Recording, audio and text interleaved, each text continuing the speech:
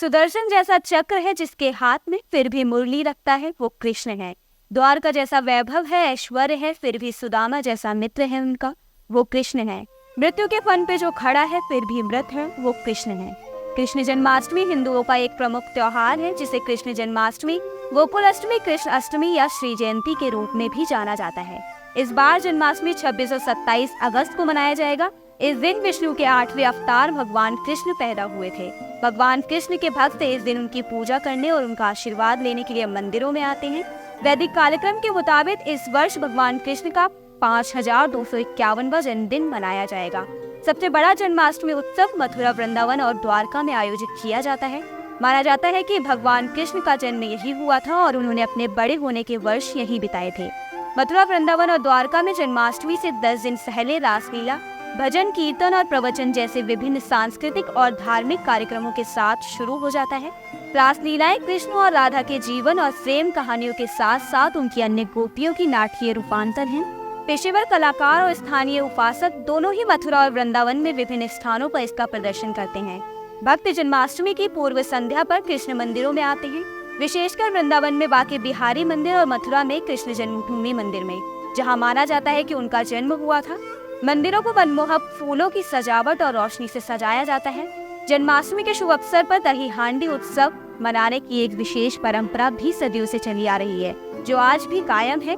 इस उत्सव में युवा टोलियां बनाकर ऊंचाई पर बंधी दही हांडी फोड़ते हैं। श्रीमद् भागवत महापुराण के अनुसार बाल्यकाल में भगवान श्री कृष्ण अपने दोस्तों के साथ मिलकर लोगों के घरों में माखन चुराकर अपने मित्रों को खिला देते थे और स्वयं भी खाते थे। जब यह बात गांव की महिलाओं को पता चली तो उन्होंने माखन की मटकी को ऊंचाई पर लटकाना शुरू कर दिया, जिससे कृष्ण का हाथ वहां तक न पहुंचे।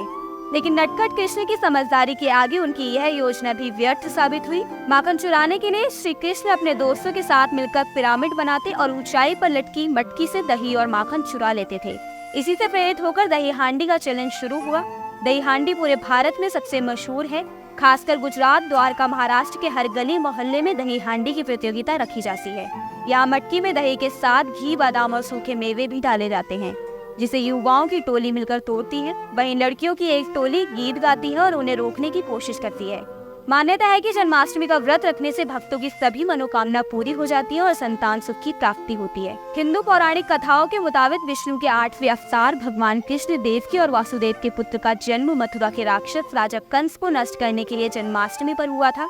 कंस देवकी का भाई था। राक्षस राजा ने अपनी बहन और उसके पति को पकड़ लिया था और उन्हें जेल में डाल दिया था ताकि वह उनके 7वें बेटे यानी को भी मार सके। लेकिन ऐसा नहीं हुआ। देवकी के 7वें बच्चे बलराम के जन्म के समय भ्रूण रहस्यमय तरीके से देवकी के गर्भ से राजकुमारी रोहिणी के गर्भ में स्थानांतरित हो गया। वही जब उनके 8वें बच्चे कृष्ण का जन्म हुआ तो पूरा महल गहरी नींद में सो गया। जादुई तरीके से जेल के दरवाजे खुल गए और वासुदेव ने बच्चे को बचाकर वृंदावन में नंद बाबा और यशोदा के घर पहुँचा दिया।